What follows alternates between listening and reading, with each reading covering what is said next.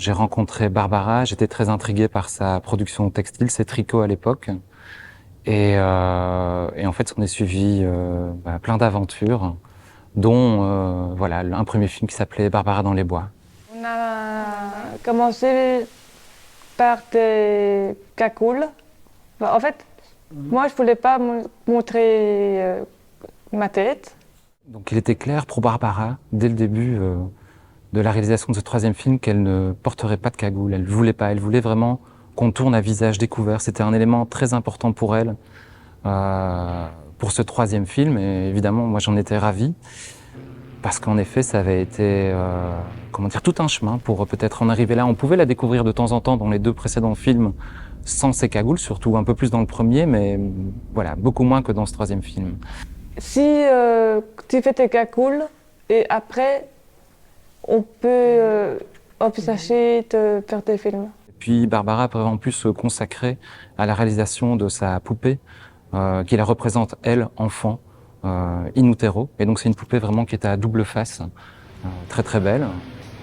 Le film a donné cette liberté justement de pouvoir traverser à la fois des espaces et des pensées, pour pouvoir mieux traverser un cheminement qui pouvait prendre alors en effet des allures de chemin initiatique, mais aussi de chemin de réflexion. Un des éléments dont on avait parlé, c'était de pouvoir parler de la naissance de Barbara. Donc c'était quelque chose qui avait discuté avec Barbara et d'évoquer l'image du cocon. Mais je ne sais pas si c'est lui qui m'a accouchée ou bien si c'est un autre. Et Anaïde et Barbara, en fait, avaient travaillé sur des sèche-chevaux de laine qui avaient été teintés de couleurs plutôt bleuâtres et de magenta, mauve, qui pouvaient nous faire ressurgir l'idée du placenta, en fait, mais à la fois du cocon et du placenta. Elle travaillait comme femme de ménage. Et moi, Qu'elle rédige des carnets, en fait, intimes. Elle m'en lisait de temps en temps, des carnets de bord, quoi, avec ses pensées. Et on a pu les enregistrer, en fait, elle les a lus, on a enregistré en fait ces lectures des carnets.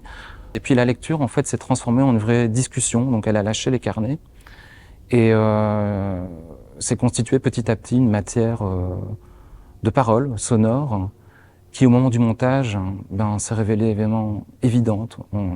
C'était vraiment voilà, un matériau qui était hyper important pour la construction de ce troisième récit. Et je crois qu'il était temps surtout de donner la parole à Barbara.